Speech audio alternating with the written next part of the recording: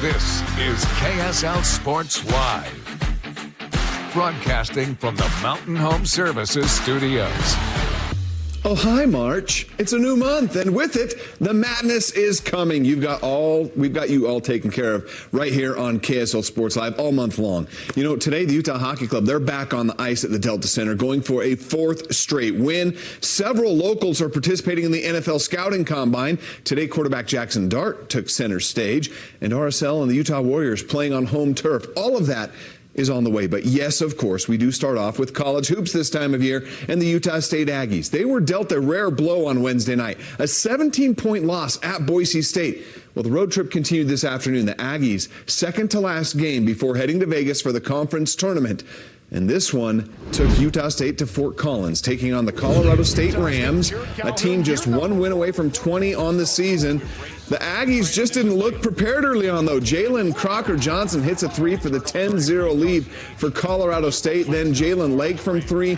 CSU is up 16. Bowen Bourne joined the fun for the Rams. This three puts Colorado State up 33-10 at the 7-minute mark. Utah State's down 24 when Ian Martinez would connect on that three-pointer, but the Aggies hit just 2 of 10 from three-point range. Crocker-Johnson had 15 points in the half, and Utah State trailed 48-22 at halftime. Second half, things didn't get much better for the Aggies. Kyan Evans, a pair of three-pointers early on, just continued to push the tempo. Then Keyshawn Williams pushes the lead to 31, gets the steal, goes in for the layup. Not looking good for the Aggies right now. Neek Clifford, he led the Rams with 26, gets to the rack easily with the dunk. Colorado State shot 66% from three, almost 60% from the field. They hand Utah State the big 93-66 loss. Well, how about the Runnin' Utes? They were playing their second game under interim coach Josh Eilert. Arizona State in town. Early in the opening half, Ezra Assar throws one down for the early 2-point lead. Later in the half, Mason Madsen goes on his own personal hot streak, hits the bullseye from three-point range. Then Madsen going to cut inside for the dunk. He scored 7 straight points to tie the game at 19. Assar was the Utes' leading scorer in the half, throws another one down on the inbounds alley-oop. That game is still going on right now, the second half about to begin. Real Salt Lake's season is off to a bit of a sluggish start. Just 1 goal scored through 3 games and no wins so far to show for it. Well, today, can they get that first win of the season in their MLS home opener? America First Field we go. Real Salt Lake hosting the Seattle Sounders this afternoon. Just 8 minutes into the match, RSL on the attack. They get a bit of help from the Sounders. Nohutolu heads it in. It's an own goal, giving RSL the 1-0 lead. In the 39th minute, RSL putting pressure on goal. Arioth Peel goes down in the box, but Peel is called for the foul, not the other way around. And Pablo Mastroeni, he's furious about it. Real Salt Lake would end the first 45 with a 1-0 lead, though.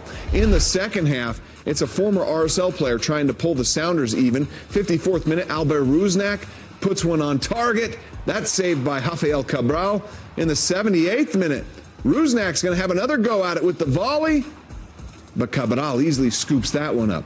1 minute later, here come RSL. Diogo Gonçalves with the feed to Forster Ajago. Puts it home, his second goal of the season. Real Salt Lake gets win number 1, 2-0 over Seattle. The Utah Hockey Club, they're about as healthy as they've been all season long. They're playing as good as they've played all season long. And they're about as close to the playoffs as they've been all season now. Winners of 3 straight games and a chance to make it 4 in a row tonight against the New Jersey Devils. And the captain, Clayton Keller, has been leading them on this streak. Coming off a career-high 5 points in Utah's 6-1 win over the Minnesota Wild, Keller is the NHL's leading scorer since returning from the Four Nations break. He's had 2 goals and 7 assists. That's 9 points over the last 4 games. And Utah's defense has been outstanding. They have not allowed more than 2 goals in regulation in each of its last 9 games at Delta Center, and they've only given up 1 5-on-5 goal in the past 9 periods played. We always had a great brotherhood in that room. I think that's his strength. We carried away for years now where we care a lot about each other, and I think that is important for us. So it's not about having, it's not a team of 1 or 2 or 5 players. It's we're all in this together. Well, now with 22 games left on the regular season schedule, this is the hill that Utah has to climb to get into the Stanley Cup playoffs. They're currently 2 points behind Vancouver for the final wildcard spot and 1 point behind Calgary. But they've also played one more game than each of those teams, so those two teams have a little more wiggle room. All right. You win some, you lose some. In the case of the Utah Jazz, you lose a lot, right? At least this year they have. We all know the drill, though. The more you lose, the better the possible draft spot this summer for the Jazz. But every now and then, a win like Friday night's against the Timberwolves, that feels pretty good, right? Not just for the players, but for the fans, but especially when the future of the franchise continues to shine and show us a glimpse of what could come. Isaiah Collier recorded his 8th double-double of the season with 11 points and 14 assists. That's third among rookies in the NBA this season. His 315 assists on the season is 88 more than the next closest rookie, and he's the 5th leading scorer amongst rookies since February 1st. The Jazz picked up one of the most athletic small forwards in the NBA when they acquired KJ Martin in a trade. Martin has now played in 5 games with the Jazz, and on Friday night was a perfect 5 for 5 from the field, all dunks, and some pretty spectacular ones too. He finished with 11 points and 4 rebounds. Maybe the most encouraging thing to see from this group was how they closed out the game down the stretch. Collier, Martin, Bryce Sensabaugh, John Collins, Walker Kessler, and Keontae George. Those were the 6 players that played a role in the final 3.5 minutes for the Jazz. And even though they gave up the lead at one point, they showed the ability to close out and get the 1-point win. Halftime, similar to last game, they're all they're talking to each other. They're trying to solve the problems. They're trying to get each other going. I thought that the energy that the first group brought to the table in the third quarter is what got everybody going. There's a responsibility to starting, and the responsibility is you set the emotional tone of the game. I know you've all heard the old sports cliche, throw the records out the window. That's something that's said often when rivals get together. Well, that's certainly true when it comes to the BYU rivalry and Utah on the women's basketball court. And this afternoon at the Huntsman Center, they delivered an absolute thriller. BYU lost by just 5 the first time that these two teams met this season. Today it was even closer. Senior Kennedy McQueen got the Utes started, draining a 3 on Utah's first possession. Midway through the first quarter, McQueen to Jenna Johnson, another 3. Utah starts the game on a 17-3 run, but hey, don't count out freshman Delaney Gibbs. She was a star for BYU. The crossover 3, BYU's back to within 4. We jump ahead to the fourth quarter now. Jonna Neepkins finds Maya Torre inside for the layup. The Utes go up by 8, but Gibb and the Cougars keep clawing back. Back-to-back threes for Gibb gets BYU to within 3 points. A minute left to play in the game. Gibb gets the steal, goes the other way for the layup. BYU has their first lead of the game. After Utah ties it up, Gibb would find Lauren Davenport. Her first points of the game gives BYU the 3-point lead. Utah would answer that. Neepkins, the 3 with 20 seconds left, ties the game, and we go to overtime. In OT, it's Gibb again. How about the jumper? 36 points in this game for Gibb, but the final possession of the game with the game tied, Gibb gets the ball stripped away with about 4 seconds to play. Here come the Utes. Madison Wilkie launches from half court. Oh my goodness! That's the ball game. That's the game winner. Wilkie beats the buzzer. The Utes, euphoria. The Cougars, heartbreak at the last second. Well, the college hoop scene was hit pretty hard this past week when Utah fired head coach Craig Smith before the season even ends. Where do the running Utes go from here? We'll take a look at some of the candidates the Utes may consider and which candidate has the support of Utah legend Josh Grant. Weber for the win. To avoid overtime. Tew got it! The 6'11" senior Alex Tew wins it at the horn. Wow. Alex Tew tipping in the inbounds pass at the buzzer Thursday night to help Weber State beat Eastern Washington 66-64. Tew led all scorers with 16 points. That was just the Wildcats' 11th win of the season. Now, Wins have not come at a consistent rate for Weber State this season, but none of that really matters if they're able to somehow put together a run through the conference tournament, right? Right now, they could be warming up to do just that. The Wildcats have won 2 in a row, looking to extend it to a season-long 3-game win streak against Idaho. Final minute of the game, Wildcats trailing by 3. Trevor Henning doing his best Dame impression with that deep 3 to tie it. 30 seconds to go, down 3. Alex 2 knifes his way in to cut the lead to 1. Weber State down 2 with just over 20 seconds to play. Wildcats force the turnover with the press. Blaze 3 is fouled. The free throws would tie the game. So with 19 seconds to go, Idaho with one last chance to win in regulation. But Weber comes up with the defense to get the stop. We are headed to overtime. In OT, the Vandals start the half off with a 4-point play from Colton Mitchell.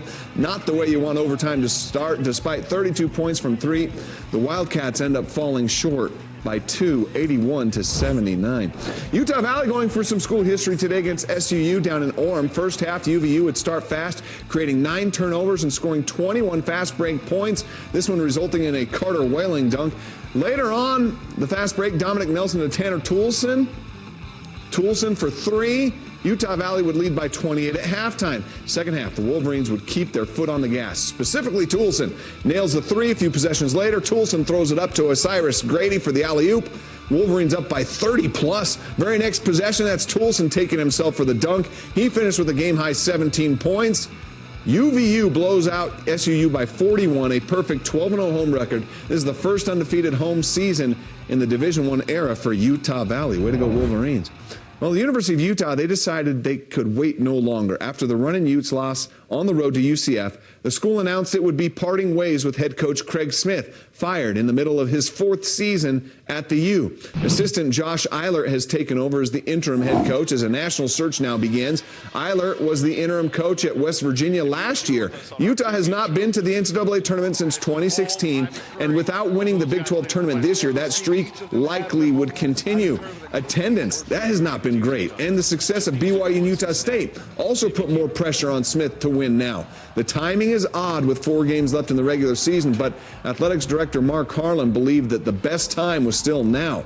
He released a statement saying, in part, quote, "I want to thank Craig for his work and commitment since he arrived in Salt Lake City. Craig has poured his heart into building our current team.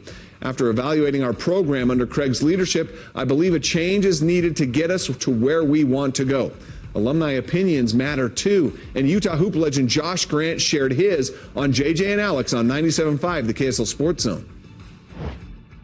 You've got to get guys who want to be here. You've got to coach them. You've got to teach them, and you've got to get them to fill a role. And I don't know that Craig knew that. And when people tried to help him to explain to him how it worked, I think he felt that, hey, I just coached at Utah State. I was pretty successful. I don't know what you're talking about.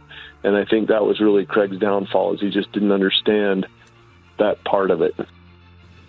All right, so who are some of the potential replacements? Well, Utah probably starts with Dallas Mavericks assistant Alex Jensen. The former Ute has been an NBA assistant for the past decade with both the Jazz and the Mavericks. And his teammate, Andre Miller, well, he could be in the mix as well. Utah hoop legend Josh Grant certainly has a strong opinion. They need to recruit the heck out of Alex Jensen. He understands how Utah works. He understands how to get guys to play in the NBA. He understands the importance of playing together. I don't know that there's too many other people that get all those things that would want this job. Okay, you heard it there. Well, between transfer portals and bowl season, college football is pretty much a year-round event now. And this week, the BYU Cougars, they got back on the field for spring practices. A total of 15 practices will be held over a 4-week stretch down in Provo.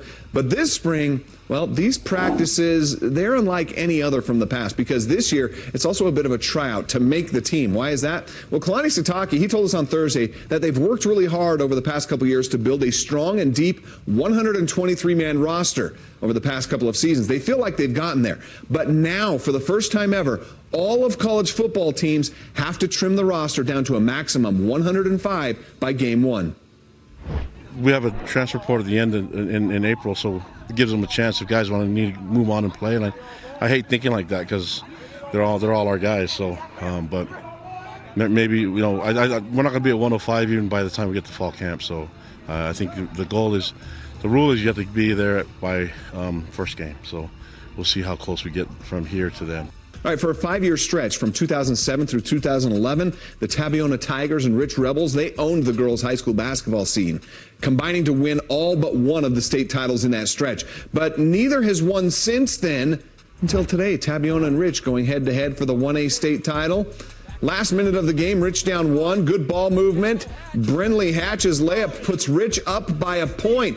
15 seconds to go. Tabiona, a chance to win it. The shot is up.